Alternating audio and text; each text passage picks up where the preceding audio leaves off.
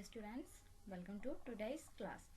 Today we are going to discuss about another type of proportional representation and the comparison between proportional representation and first past the post.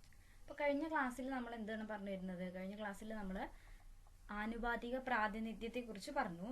അതിൽ ഒരു മെത്തേഡായിട്ടുള്ള ഏക കൈമാറ്റ vote വ്യവസ്ഥയെക്കുറിച്ചും പറഞ്ഞു. ഇന്ന് നമ്മൾ അതിലെ രണ്ടാമത്തേതായിട്ടുള്ള ലിസ്റ്റ് വ്യവസ്ഥയെക്കുറിച്ച് ആദ്യം പറയുന്നു. അതിനുശേഷം രാജ്യസഭയിൽ ഈ ആനുപാതിക പ്രാതിനിധ്യം ഉപയോഗിക്കുന്നതിനെ കുറിച്ചും ആനുപാതിക പ്രാതിനിധ്യവും FPTP തമ്മിലുള്ള വ്യത്യാസമാണ് ഇന്നത്തെ ക്ലാസ്സിൽ നമ്മൾ ഉൾപ്പെടുത്തിയിരിക്കുന്നത്. അപ്പോൾ ഇന്നത്തെ ക്ലാസ്സിലേക്ക് കടക്കാം.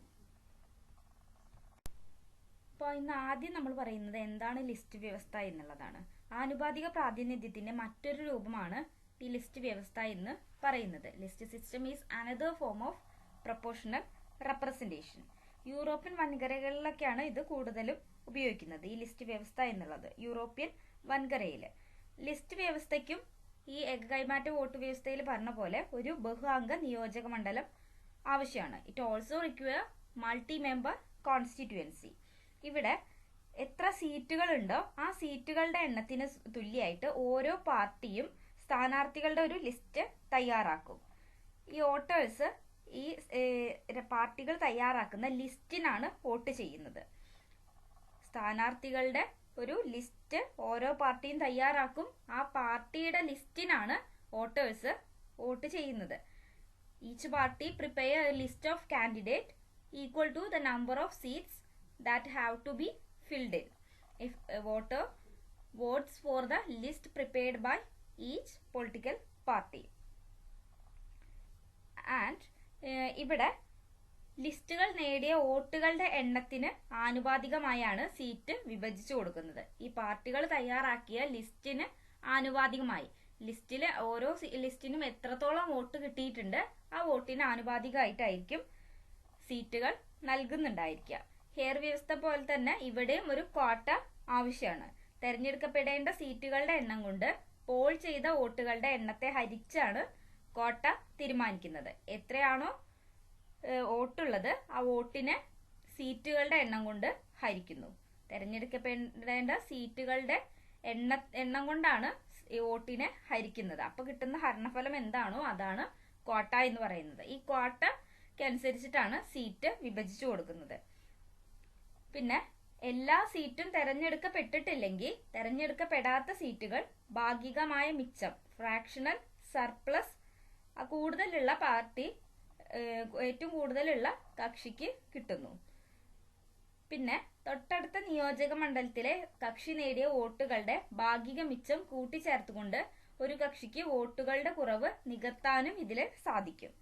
വോട്ടുകളുടെ കുറവ് നികത്താനും ഈ ഒരു സിസ്റ്റത്തില് കഴിയുന്നുണ്ട്. അപ്പൊ നമ്മൾ ഓർത്ത് വെക്കേണ്ട ഒരു കാര്യം എന്ന് പറയുന്നത് പ്രൊപ്പോർഷണൽ റെപ്രസെന്റേഷൻ തന്നെയാണ്. ഇതിനും ഒരു മൾട്ടി മെമ്പർ കോൺസ്റ്റിറ്റ്യുവൻസി, ഒരു ബഹുഅംഗ നിയോജക മണ്ഡലം ആവശ്യമുണ്ട്. ഓരോ പാർട്ടിയും സ്ഥാനാർത്ഥികളുടെ ഒരു ലിസ്റ്റ് തയ്യാറാക്കും. ആ ലിസ്റ്റിനാണ് വോട്ടേഴ്സ് വോട്ട് ചെയ്യുന്നത്. ഓരോ ലിസ്റ്റിനും കിട്ടിയ വോട്ടുകൾക്ക് ആനുപാതികമായിട്ടായിരിക്കും സീറ്റുകൾ കിട്ടുന്നുണ്ടായിരിക്കുക. ഇതിനും ഒരു ക്വാട്ട ആവശ്യമാണ്. ക്വാട്ട ലഭിച്ചിട്ടുണ്ടെങ്കിൽ മാത്രമേ അവർക്ക് സീറ്റ് കിട്ടുന്നുള്ളൂ. ആ ക്വാട്ടയ്ക്ക് ആനുപാതികമായിട്ടാണ് ഇവിടെ സീറ്റ് കൊടുക്കുന്നത്. അപ്പൊ അത്രയാണ് ഇവിടെ ഓർത്ത് വെക്കേണ്ടത്. വേണമെങ്കിൽ ഒരു എക്സാമ്പിൾ പറയാം. ഇപ്പോൾ ആകെ 60,000 വോട്ടുകളാണുള്ളത്. 6 സീറ്റുകളിലേക്കാണ് വോട്ട് ചെയ്യുന്നത്. അപ്പോൾ 60,000 വോട്ടിനെ 6 സീറ്റ് കൊണ്ട് ഹരിക്കുകയാണ് വേണ്ടത്. 60,000 ഡിവൈഡഡ് ബൈ 6. 60,000നെ 6 കൊണ്ട് ഹരിച്ചാൽ 10,000 കിട്ടും. ആ 10,000 ആണ് ക്വാട്ട. 10,000 വോട്ട് കിട്ടിയ ഈ പട്ടിക ലിസ്റ്റ് ഏതാണോ, ഏത് പാർട്ടിയുടെ ലിസ്റ്റിനാണോ 10,000 വോട്ട് കിട്ടുന്നത് ആ പാർട്ടിക്ക് ഒരു സീറ്റ് കിട്ടും. പിന്നെ ബാക്കിയുള്ളത് അതിനനുസരിച്ച് ഇപ്പോൾ 20,000 വോട്ട് കിട്ടിയിട്ടുണ്ടെങ്കിൽ അവർക്ക് 2 സീറ്റ് കിട്ടും. 30,000 വോട്ടാണ് കിട്ടുന്നത്, 30,000 അതിൽ മുകളിൽ കിട്ടുകയാണെങ്കിൽ അവർക്ക് 3 സീറ്റ്. അങ്ങനെയാണ് വോട്ടുകൾ കിട്ടുന്നത്. ഇനിയിപ്പോൾ ഒരു എക്സാമ്പിൾ പറയുകയാണെങ്കിൽ ഒരു 3 പാർട്ടികളാണ് ഉള്ളത്, A, B ആൻഡ് C. ഈ 3 പാർട്ടികൾക്കായി വോട്ട് കിട്ടുന്നത് ഇങ്ങനെയാണ്. എക്ക് 33,000 വോട്ട് കിട്ടി. 33,000 വോട്ട് കിട്ടിയിട്ടുണ്ടെങ്കിൽ അവർക്ക് എത്ര സീറ്റ് കിട്ടാനുണ്ട്? 10,000 ആണ് ക്വാട്ട. 10,000 തികച്ചു കഴിഞ്ഞാൽ ഒരു സീറ്റ് കിട്ടും. അപ്പൊ ഇവിടെ ഒരു 33,000 ഉണ്ട്. അതുകൊണ്ട് തന്നെ അവർക്ക് എത്ര സീറ്റ് കിട്ടും? 3 സീറ്റുകൾ കിട്ടാനുള്ള സാധ്യതയുണ്ട്.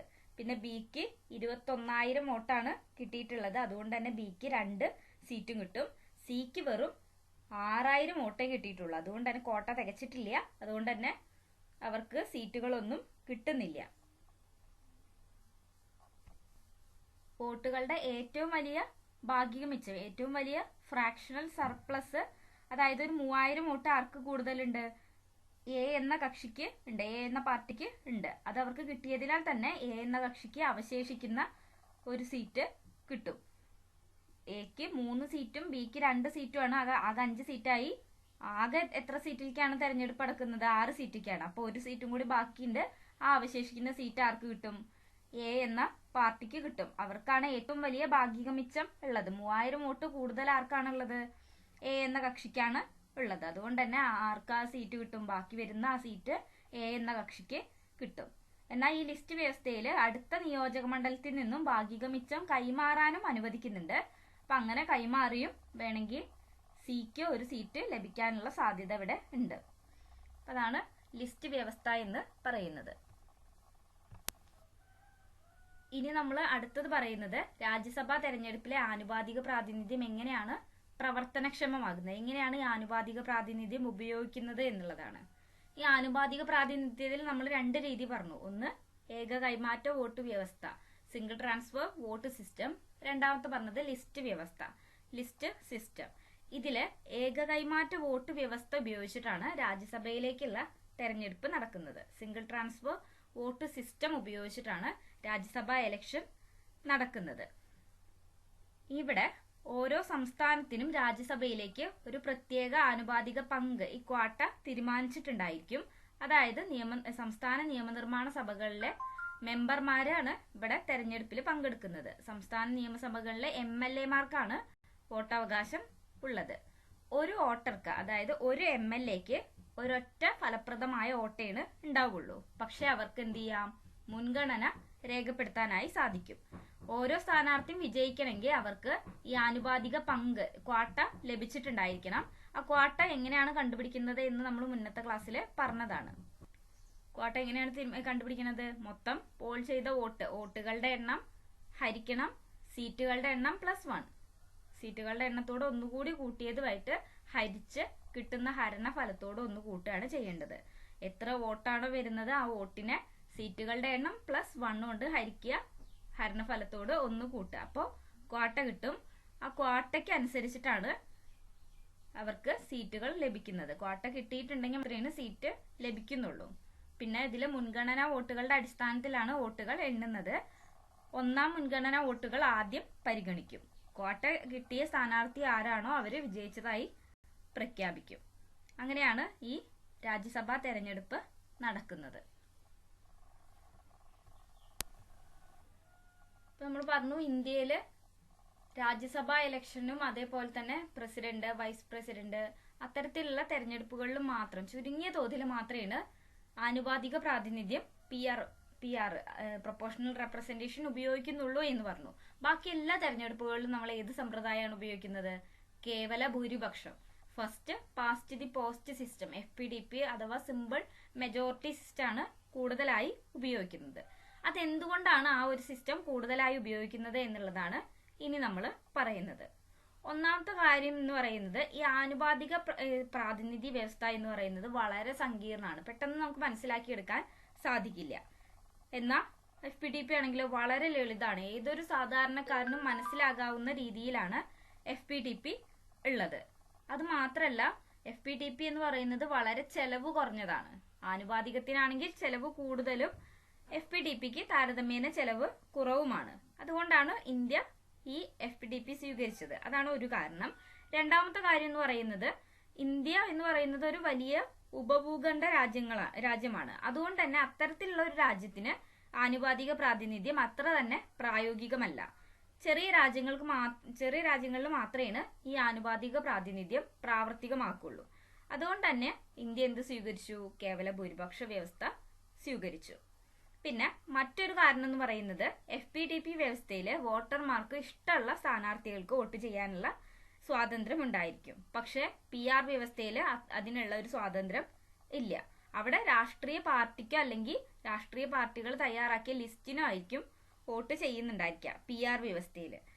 അതുകൊണ്ടാണ് ഇന്ത്യ എന്ത് സ്വീകരിച്ചത്? കേവല ഭൂരിപക്ഷം സ്വീകരിച്ചത്.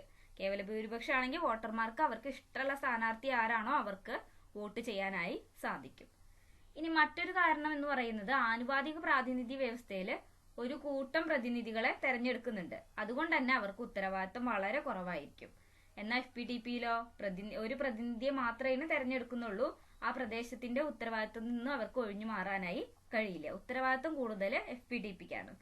PR-ന് ഉത്തരവാദിത്തം വളരെ കുറവാണ്. അതുകൊണ്ടാണ് ഇന്ത്യ FPTP സ്വീകരിച്ചത്. ഇനി അടുത്ത കാര്യമായിട്ട് പറയുന്നത് FPTP വ്യവസ്ഥയിൽ വോട്ടർമാർക്ക് തെരഞ്ഞെടുക്കേണ്ട സ്ഥാനാർത്ഥിയെ കുറിച്ച് വ്യക്തമായ ധാരണ ഉണ്ടായിരിക്കും. പക്ഷെ PR വ്യവസ്ഥയിലോ ഒരു കൂട്ടം സ്ഥാനാർത്ഥികളെ തെരഞ്ഞെടുക്കുന്നതിനാൽ തന്നെ തങ്ങളുടെ പ്രതിനിധി ആരാണെന്നുള്ള ധാരണ ലഭിക്കുന്നില്ല. പിന്നെ FPTP വ്യവസ്ഥയിൽ ഒരു സുസ്ഥിര ഗവൺമെന്റ് രൂപീകരിക്കാനായി കഴിയും. ഒരു സ്റ്റേബിൾ ഗവൺമെന്റ് രൂപീകരിക്കാനായി സാധിക്കും. പക്ഷെ ആനുപാതിക പ്രാതിനിധ്യ വ്യവസ്ഥ സുസ്ഥിര ഗവൺമെന്റിന് അനുയോജ്യമല്ല എന്നുള്ള ഒരു വിമർശനം നിലനിൽക്കുന്നുണ്ട്. കാരണം എന്താ വെച്ചാൽ PR വ്യവസ്ഥയിൽ വ്യക്തമായ ഭൂരിപക്ഷം കണക്കാക്കാനായി കഴിയില്ല. അവിടെ ലഭിച്ച വോട്ടിന്റെ അടിസ്ഥാനത്തിൽ സീറ്റുകൾ വിഭജിക്കപ്പെടുകയാണ് ചെയ്യുന്നത്. അതും FPTP സ്വീകരിക്കുന്നതിനുള്ള ഒരു കാരണമാണ്. ഈ FPTP വ്യവസ്ഥയിൽ വലിയ പാർട്ടികൾക്ക് അല്ലെങ്കിൽ മുന്നണികൾക്ക് അവർക്ക് ലഭിക്കുന്ന വോട്ടുകൾ അനുവദിക്കുന്നതിന് കൂടുതൽ സീറ്റുകൾ അധികമായി പൊതുവെ ലഭിക്കുന്നുണ്ട്. അതുകൊണ്ട് തന്നെ ഈ ഒരു സമ്പ്രദായം സുസ്ഥിരമായ ഒരു ഗവൺമെന്റ് രൂപീകരിക്കാനും സുഗമമായ കാര്യക്ഷമമായ ഭരണം നടത്താനും ഒരുപാട് സഹായകരമായിരിക്കും. FPTP സമ്പ്രദായത്തില് വിവിധ സാമൂഹിക വിഭാഗത്തിൽപ്പെട്ട വോട്ടർമാർക്ക് ഒന്നിച്ചു നിന്ന് പ്രാദേശികത്തിലെ തെരഞ്ഞെടുപ്പിൽ വിജയിയെ നിശ്ചയിക്കാനായി സഹായിക്കുന്നുണ്ട്. അപ്പൊ ഈ കാരണങ്ങൾ കൊണ്ടൊക്കെ തന്നെയാണ് ഇന്ത്യ FPTP സ്വീകരിച്ചത്. ഇനി നമ്മൾ പറയുന്നത് ഈ FPTPയും PR വ്യവസ്ഥയും പ്രൊപ്പോർഷണൽ റെപ്രസെന്റേഷൻ ആനുപാതിക പ്രാതിനിധ്യം തമ്മിലുള്ള വ്യത്യാസമാണ് ഇനി പറയുന്നത്. ഒന്നാമത്തെ വ്യത്യാസമായി പറയുന്നത് ഈ ഒരു വ്യവസ്ഥ രാജ്യത്തിനെ വിവിധ നിയോജക മണ്ഡലങ്ങളായി തിരിക്കുന്നുണ്ട്.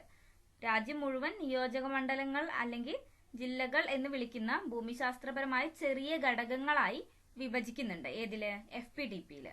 PR-ലോ ഭൂമിശാസ്ത്രപരമായി ഒരു വലിയ പ്രദേശത്തെ നിയോജക മണ്ഡലമായി പരിഗണിക്കുകയാണ് ചെയ്യുന്നത്. ചിലപ്പോൾ ഒരു രാജ്യം മുഴുവൻ തന്നെ ഒരൊറ്റ നിയോജക മണ്ഡലമായിട്ടാണ് പരിഗണിക്കപ്പെടുന്നത്. അതാണ് ഒന്നാമത്തെ വ്യത്യാസം. FPTPയിലാണെങ്കിൽ വിവിധ നിയോജക മണ്ഡലങ്ങളായി തിരിക്കുന്നു. എന്നാൽ PR-ല് ഒരൊറ്റ നിയോജക മണ്ഡലമായാണ് തിരിക്കുന്നത്. രാജ്യത്തിന് മുഴുവൻ ഒരൊറ്റ നിയോജക മണ്ഡലമായിട്ടാണ് പരിഗണിക്കുന്നത്. ഇനി രണ്ടാമത്തെ കാര്യം എന്ന് പറയുന്നത് ഓരോ നിയോജക മണ്ഡലവും ഓരോ പ്രതിനിധിയെ തെരഞ്ഞെടുക്കുന്നുണ്ട്. FPTPയില് ഓരോ നിയോജക മണ്ഡലവും ഓരോ പ്രതിനിധിയെ തെരഞ്ഞെടുക്കുന്നു. എന്നാൽ PR-ലോ ഓരോ നിയോജക മണ്ഡലത്തിൽ നിന്നും ഒന്നിൽ കൂടുതൽ പ്രതിനിധികളെ തെരഞ്ഞെടുക്കാനായി സാധിക്കും. ബഹുഅംഗ നിയോജക മണ്ഡലങ്ങളാണ്. ഒന്നിൽ കൂടുതൽ പ്രതിനിധികളെ തെരഞ്ഞെടുക്കാനായി PR വ്യവസ്ഥയിൽ സാധിക്കും. അടുത്തൊരു വ്യത്യാസം എന്ന് പറയുന്നത് സമ്മതിദായകർ ആർക്കാണ് വോട്ട് ചെയ്യുക?